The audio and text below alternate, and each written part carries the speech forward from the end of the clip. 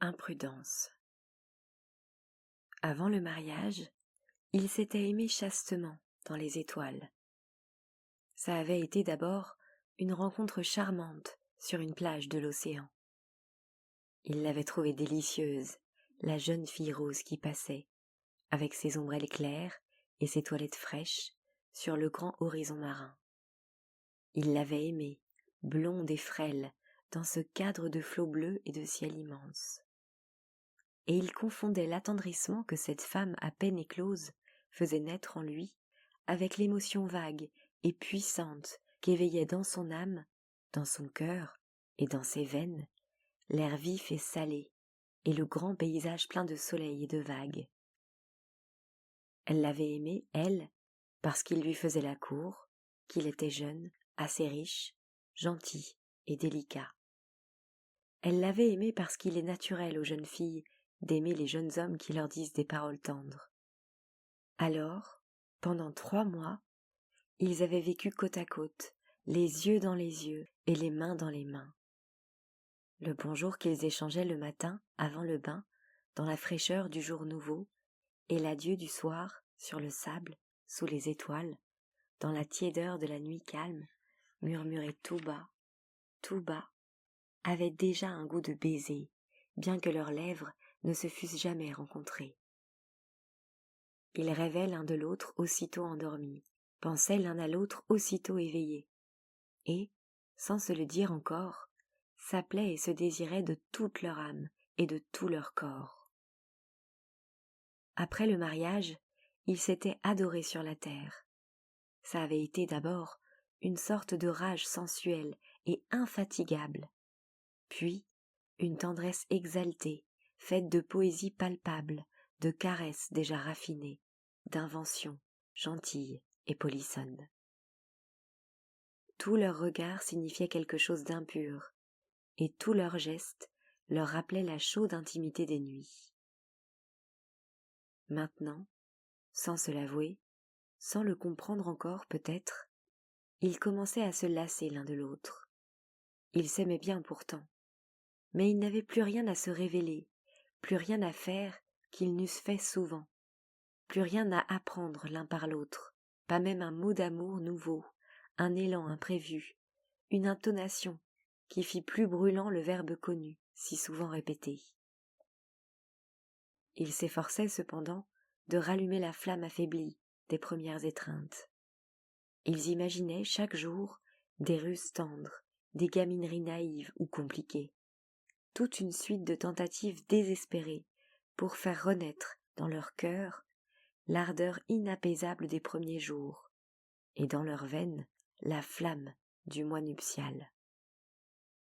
De temps en temps, à force de fouetter leurs désirs, ils retrouvaient une heure d'affolement factice que suivait aussitôt une lassitude dégoûtée. Ils avaient essayé des clairs de lune, des promenades sous les feuilles dans la douceur des soirs, de la poésie des berges baignées de brume, de l'excitation des fêtes publiques.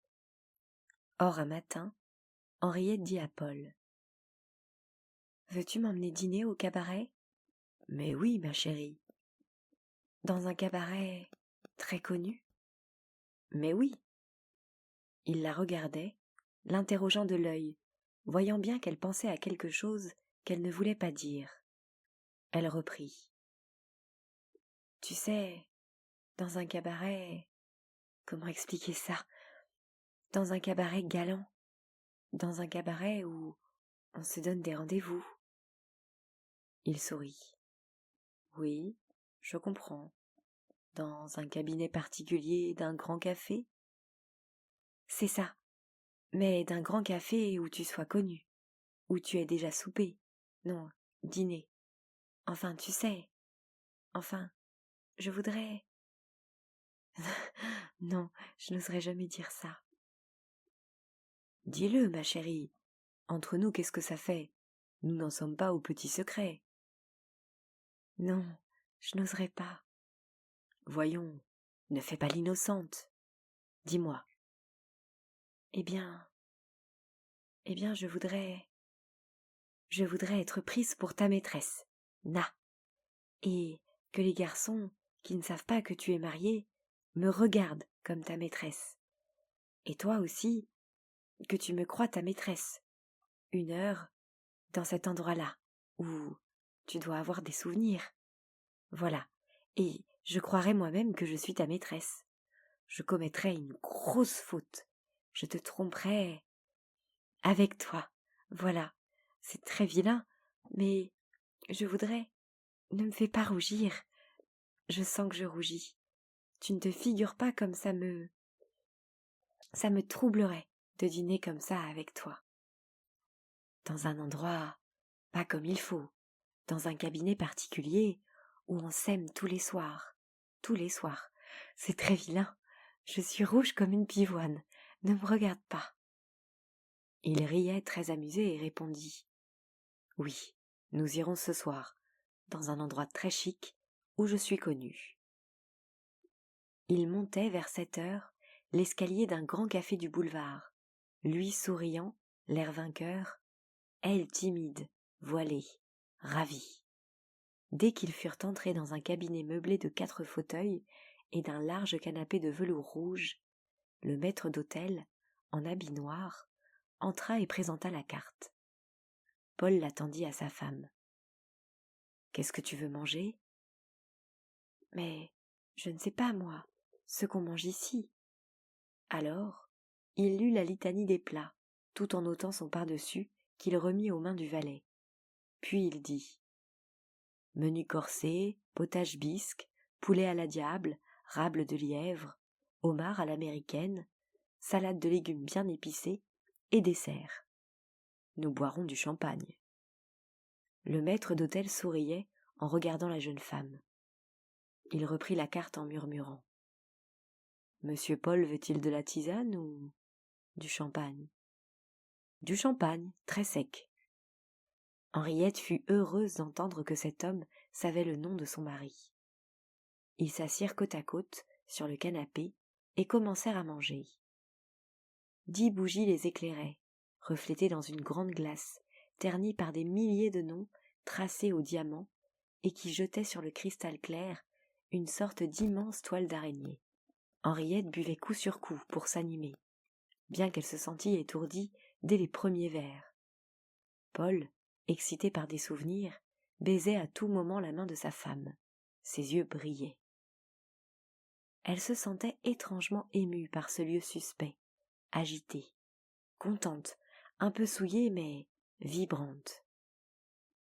2 valets graves, muets, habitués à tout voir et à tout oublier, à n'entrer qu'aux instants nécessaires et à sortir aux minutes d'épanchement, allaient et venaient vite et doucement.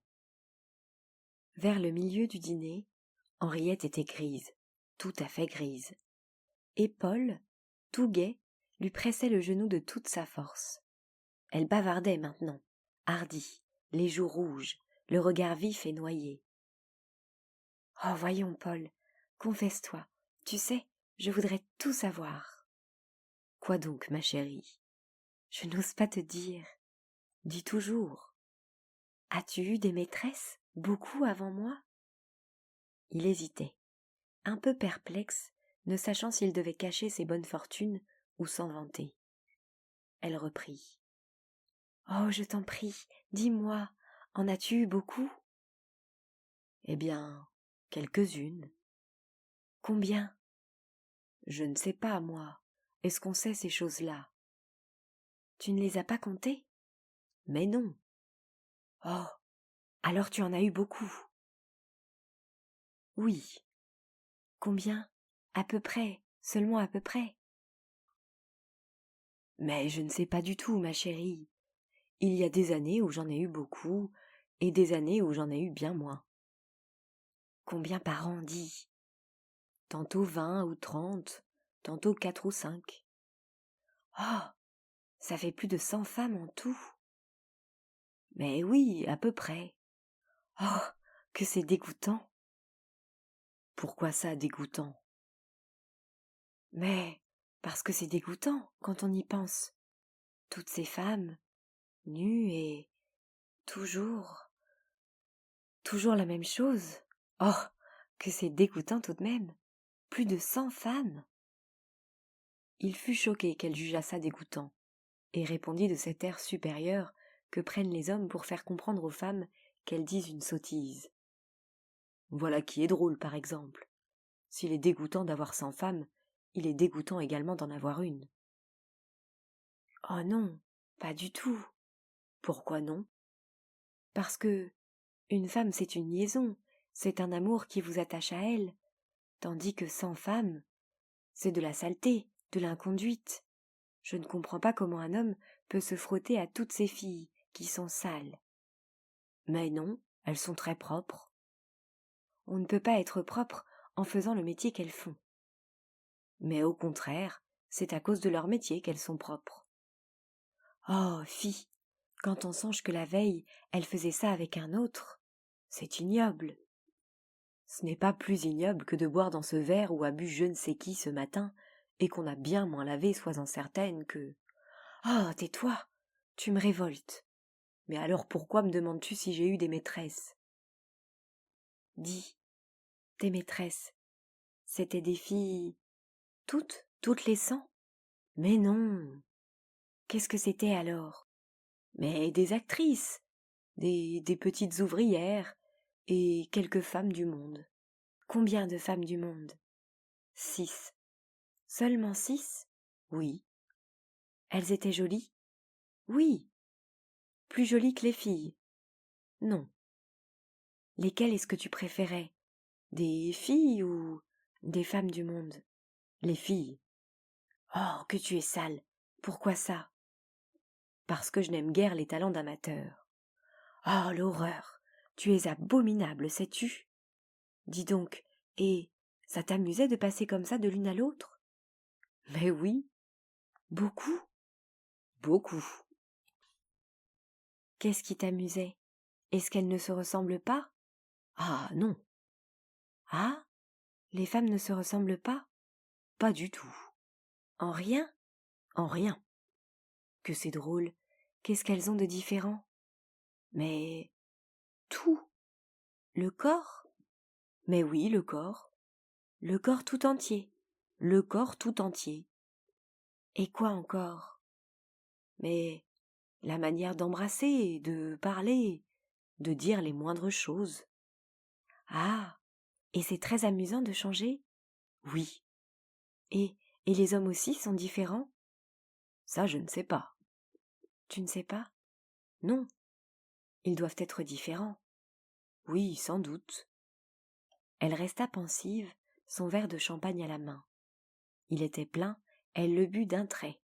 Puis, le reposant sur la table, elle jeta ses 2 bras autour du cou de son mari, en lui murmurant dans la bouche.